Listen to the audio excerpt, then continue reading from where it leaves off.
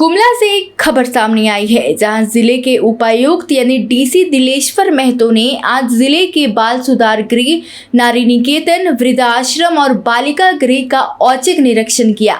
इस निरीक्षण का मुख्य उद्देश्य इन आश्रय गृहों में रह रहे बच्चों, महिलाओं और बुजुर्गों को मिलने वाली सुविधाओं और सरकारी व्यवस्थाओं का जमीनी स्तर पर जायजा लेना था।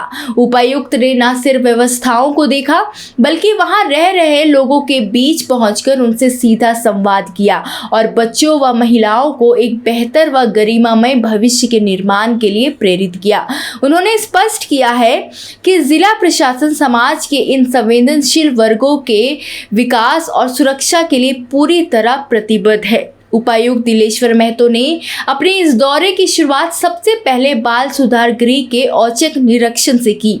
वर्तमान में इस गृह में कुल 68 बच्चे रह रहे हैं। डीसी ने बच्चों के रहने के स्थान, क्लासरूम, किचन, डाइनिंग एरिया और एक्टिविटी एरिया की बारीकी से जांच की। उन्होंने बच्चों के खाने पीने की गुणवत्ता और उनकी एजुकेशनल सिचुएशन की विस्तार से समीक्षा की। इसके साथ ही उन्होंने बच्चों को समझाते हुए कहा कि शिक्षा ही जीवन को सही और बेहतर दिशा दे सकती है। उन्होंने बच्चों से अपील की कि वे यहाँ मन लगाकर पढ़ाई करें ताकि यहाँ से बाहर निकलने के बाद वे शिक्षित और अच्छे नागरिक बनकर समाज में अपनी एक नई पहचान स्थापित कर सके। बता दें, बाल सुधार गृह के बाद उपायुक्त का काफिला सीधे स्थानीय वृद्धाश्रम पहुंचा।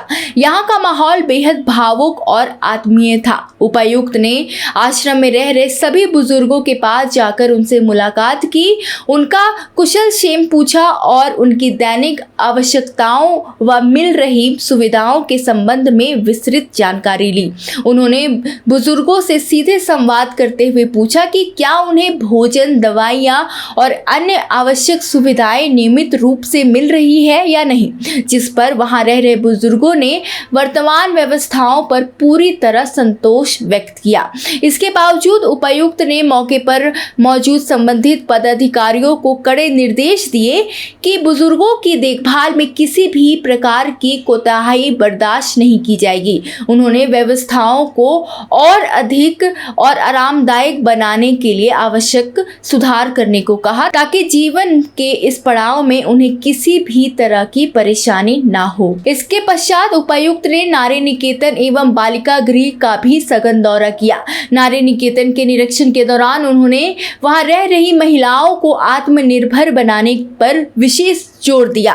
डीसी ने अधिकारियों से कहा कि महिलाओं के लिए कौशल विकास यानी स्किल डेवलपमेंट की गतिविधियों को और तेजी से किया जाए ताकि वे इंडिपेंडेंट बन सके। वहीं दूसरी तरफ बालिका गृह में बच्चियों के रहने, सुरक्षा, स्वास्थ्य और शिक्षा की व्यवस्थाओं की समीक्षा करते हुए उन्होंने बच्चियों से बातचीत की। उन्होंने बच्चियों को जीवन में आगे बढ़ने और शिक्षा के प्रति जागरूक रहने के लिए प्रेरित किया।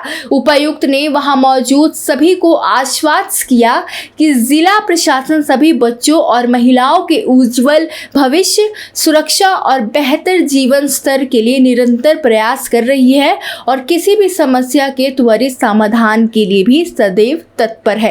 निरीक्षण के बाद मीडिया से बात करते हुए गुमला के डीसी दिलेश्वर महतो ने कई सारी बातें की। चलिए आपको उनका बयान सुनवाते हैं।